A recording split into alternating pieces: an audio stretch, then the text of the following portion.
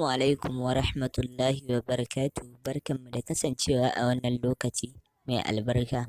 Wato ko muna gabatar muku da maganin wankin haƙori ne wanda yake tsaftace haƙori, ya kashe ƙwayoyin cuta da sauransu. Da kuma maganin sanyi wanda amosani na baki yakan kama mutane, sai ka ga ya sa haƙorin mutum ya yi ja, ko kuma ya riƙe wani abu, ko kuma ya samu matsala ko ciwo.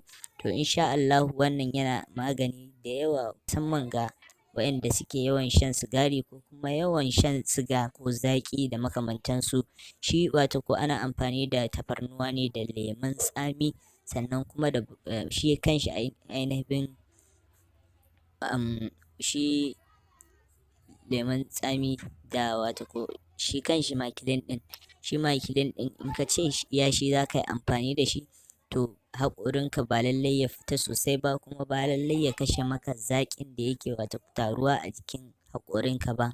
Ana amfani da shi ne idan aka samu tafarnuwa aka gyara ta yi kyau sosai, ta yadda an wanke ta da ruwa mai kyau kamar yadda kuka gani a nan wajen.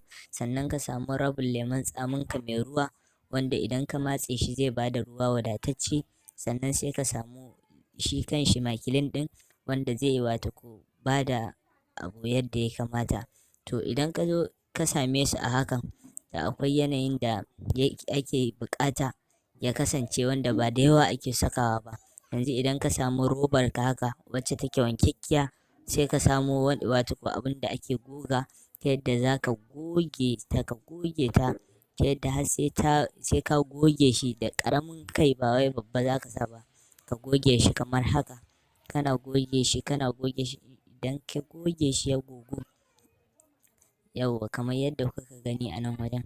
Idan aka goge shi to sai ka wato iya guda ɗayan ma zuwa guda biyu idan ka goge zai iya gabatarwa, kamar yadda kuke gani a haka.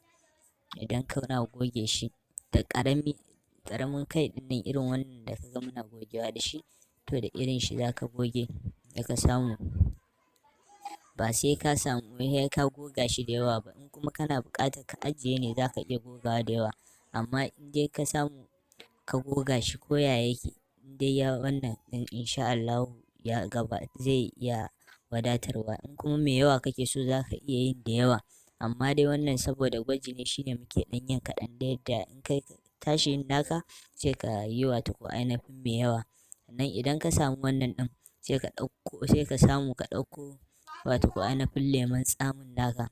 In ka samo lemon tsamin naka, sai ka samu ka matse shi a ciki, wanda ya kasance yana da ruwa, ta yadda za a samu ruwan isasshe wanda zai isa har ya bamu ruwa mai kyau wanda za mu wato ko ainihin yi amfani da shi. Sannan idan ka matse shi, sai ka samu duk ka cire ƙwallayen da yake cikin lemon tsamin. Ƙwallayen lemon tsamin in ka cire su, sai ka jujjuya ta yadda zai haɗe da lemon tsamin da tafarnuwan. Idan ka har haɗe shi, to hakan zai ba da dama wajen haɗe shin gaba ɗaya. To kana haɗe shin, idan ka haɗe shi, sai ka samu makilin ɗinka. Ka samu makilin, sai ka samu ka ɗan matsa shi kaɗan, wanda kamar yadda za ku gani, gishiri ne wannan, za ka yi amfani da shi ɗan kaɗan. Shi gishirin wato ko ba a sakawa da yawa, saboda kai ya dame ka kai kana lokacin da kake wanke haƙorin. Sai ka sa shi kamar kwatan cokali. Idan ka samu ka jujjuya shi, ka haɗe shi da lemon tsamin nan, ka haɗe shi sosai da tafarnuwa. Kaga sannan sai kuma abu na ƙarshe shine wanda za ka ɗauko makilin ɗinka. Idan ka ɗauko makilin ɗin da kake amfani da shi a gida ɗin, kowane iri ne zai yi maka. Sannan sai ka same shi ka ɗan matsa shi kaɗan a ciki, kamar yadda za ka gani haka. Ba wai matsawa za ka yi da yawa ba, ka ɗan samu ka matsa shi ko ya yake. Yauwa ka gani kamar cokali guda. Idan ya so sai ka jujjuya ka har haɗa shi ya kasance ya juyu sosai. Idan kai mai hakan, ka jujjuya shi ya haɗu sosai, yadda zai kasance duka sun zama a waje ɗaya. Idan suka yi wannan, kai ta juyawa har sai ka tabbatar da cewa sun haɗu a waje ɗaya. To idan kana wannan shine za ka ga ya haɗe jikinsa ya ba da yadda ake buƙata. To idan kai wannan abun shine to wannan zai baka dama wajen shi ma ya koma kamar makilin ɗin, ta yadda idan kai za ka yi amfani da shi kawai yadda kake dangwala makilin haka za ka dangwale shi. Sai dai bambancin da za ka ji shine wannan da akwai ɗan gari-garin wato ko tafarnuwa, to kuma wannan shine ainihin maganin sai ka yi amfani da shi a hakan. Ka samu idan za ka wanke bakinka ya kasance ka ɗan ɗauki ka at least 2 minutes haka minti 2, sannan sai ka bar shi a haka. Insha Allahu za ka ga sauyi akan yadda kake amfani da makilin, sannan za ka ga yadda haƙorinka zai yi kyau insha Allahu, kuma za ka yaba da wannan abun sosai. Ka samu shi kuma brush ɗin da za ka saka, kar ka sa wai brush wanda yake da tauri ƙiƙir ɗin nan, ka samu mai ɗan saffa-saffa haka wanda ba shi da tauri sosai, saboda sai ya fi baka abin da ya kamata. So wannan kenan, in ka samu sai kana amfani da shi a hakan insha Allahu. Muna godiya da kallon bidiyon nan da muka yi, kuma insha Allahu za ka ji daɗi kuma za ka yi godiya ga irin abin da muka yi. Don so da tari wanke haƙori a asibiti yakan ɗan kawo ƙalubale da musamman don rage ƙarfin haƙorin.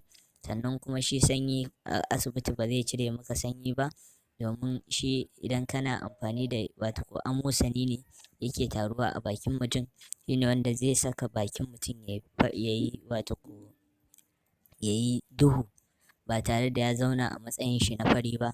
To wannan yana ainihin taka muhimmiyar rawa wajen gyara haƙori da tsaftace shi sosai, ta yadda mutane insha Allahu suna amfana kuma suna jin daɗi da amfani da shi.